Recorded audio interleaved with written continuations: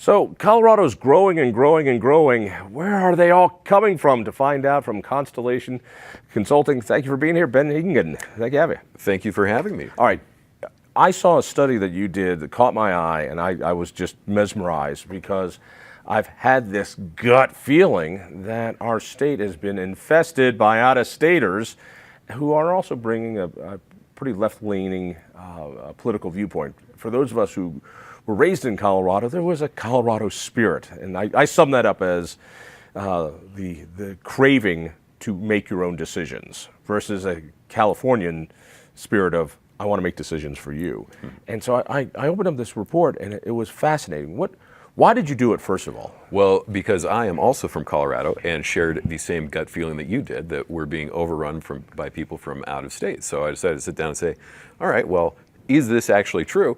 Turns out it is true in a big way, and the vast majority of those people are in fact coming from California. Go figure. What a surprise. Yeah, who would have guessed? So in other words, the rats sing from a sinking ship over there as bureaucracy and taxes and regulation make it really unaffordable. They come here, they buy a house that seems cheap to them. I steal by California standards, right? All right, is it just from California? Give me some numbers. So basically, if you go back since about 2004, we have gained about 450,000 people from migration across different states. 2004, so we're talking about 14 years-ish. Yeah, exactly. And of those 450,000, 100,000 of them from California alone, and then followed very closely by Illinois and New York at about 40,000 apiece. So 40% of all the new people that we've gained. So all the people migrating to Colorado, a quarter of them are from California, roughly. About 20% from Illinois and New York, yeah, exactly. roughly. So, well, I think one is like 40,000, one's like 35. So, yeah, I'm going to call it 20. All right, so 25, 20, 20, and so it's California, Illinois, and New York. So the failed, high-tax, massive bureaucratic states, Illinois, which is now just imploding on its own pension promises and all sorts of problems. So they're leaving, but they're very acclimated to large government. They're very acclimated to a nanny state. These are gun control states. These are welfare states. So no wonder Colorado is turning this shade of blue. Oh yeah, I mean it makes perfect sense, and you can actually see in the numbers too. You can do just kind of a quick test to kind of see, are they sending us Republicans? Are they sending us Democrats? Are they sending us unaffiliateds? And you look at it, and yeah, you know, like California, they're mostly sending us unaffiliateds. But we saw in the last election how those folks are voting and what their priorities are, and then you know we end up with this last legislative session. Right. The qualifier of Republican or Democrat used to be a terrific back-of-the-envelope way to see how a state or a district or your area is doing. That doesn't matter anymore. Fewer and fewer people are choosing a party. Most people are going unaffiliated at this point. If you're unaffiliated, you can go and vote in either party's primary. There's no reason to be in a party unless you're going to go be involved in the caucuses that they have. So my sense is even the Republicans that are coming in from California are a lot more comfortable with big government. Or maybe they're fed up with it, but they're fed up with a level here. They come here and go, oh, this feels so good. Let's turn up the heat a little bit. Oh yeah, exactly. They're acclimatized to something much worse. And you know, the average voter too, you know, they tune in a month before the election. They don't necessarily draw these connections that, oh man, we've had all this liberal overrun in California. I'm going to come to Colorado where things are cheaper, and they don't draw the connection that, oh yeah, maybe it is so expensive because of these liberal policies. My stupid analogy is, you've been to the Glenwood Springs, and you know they got the two big pools there. They got the nice warm pool, and then they got the really hot pool. And so you're in California, Illinois, New York. You're in the hot pool, and then you come to Colorado, and you go to the warm pool and go, oh, you can turn up the heat here. That's okay. Oh yeah. Talk to me a little bit about the rest of the growth in Colorado, because that doesn't account for all the growth, those three states. Yeah, exactly. Who else is coming in? So you look over that time period, and like I said, we gained about 450,000 people from folks moving here, but at the same time, voter registration is up by about 800,000.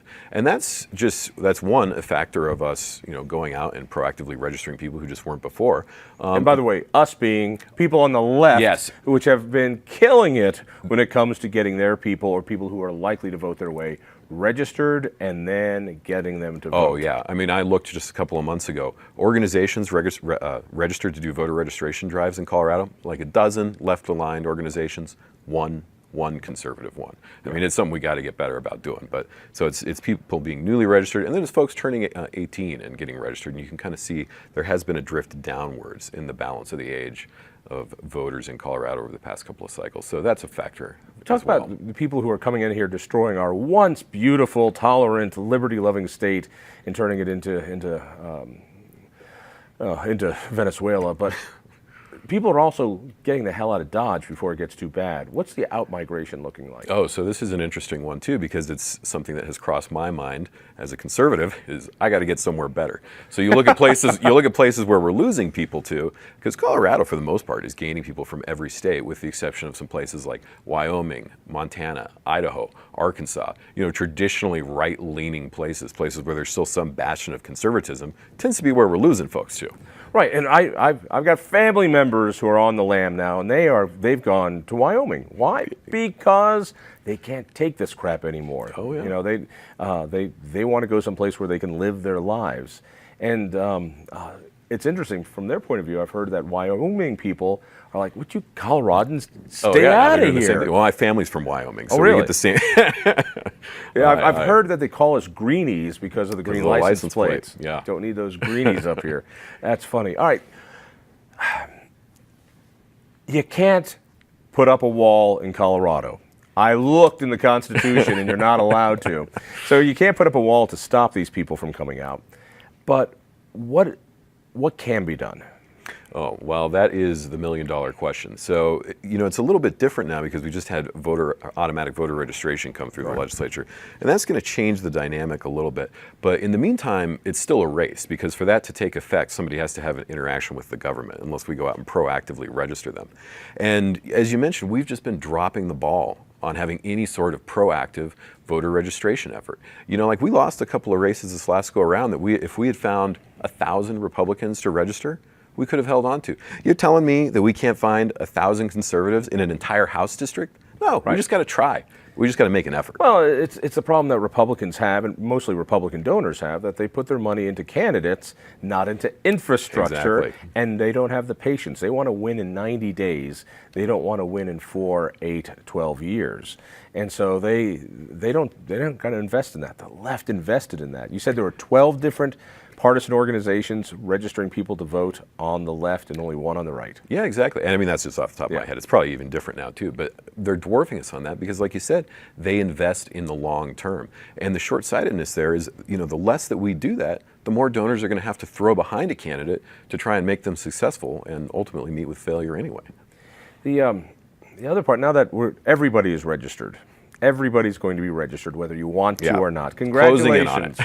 Congratulations. They've won. They've decided instead of going out to ask you if you want to be registered, they're just going to force you to be registered, which saves them step one in a two-step process.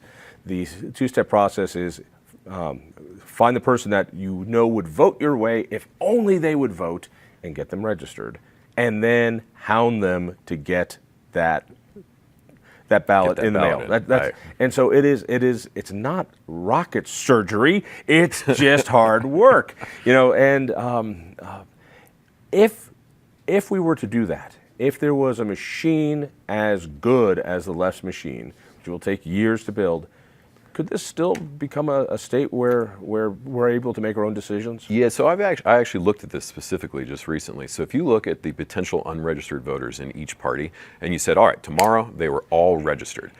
Yeah, it would be bad for Republicans, but it wouldn't be devastating. Like, you look at the environment right now, a Republican to win statewide in 2020 would probably need like 55% of the unaffiliateds. If everyone immediately became registered via automatic registration, we would probably need to do 2 points better. So that's a lift for a Republican, but it's still possible. I mean, you know, Republican governors in particular have won blue states around the country. It's still doable for us. We just need to be smarter and more consistent. You said something interesting there. Your Freudian slip is showing. Republican governors have won in blue states. This ain't a purple state. It wasn't even a purple state when people said it was a purple state. Oh, no. This is a blue state. Not only is it a blue state, this is a hard-edged, progressive blue state. This is not the party of Roy Romer and Dick Lamb and other Aggies out there who might be more labor friendly now in office. No, these are hardcore urban elitists who know how you're going to live. So given that, is there really any possibility to win? Oh yeah, I think there's always a possibility. Look at 2016.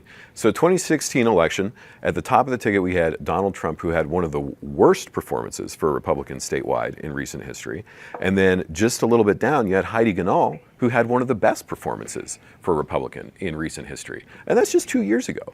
You know, things are getting worse. They're going to keep getting worse. And like you said, I mean, it's not a purple state anymore. It's blue. But we still have opportunities if we have the right candidate, the right message, and if we're actually willing to work for it.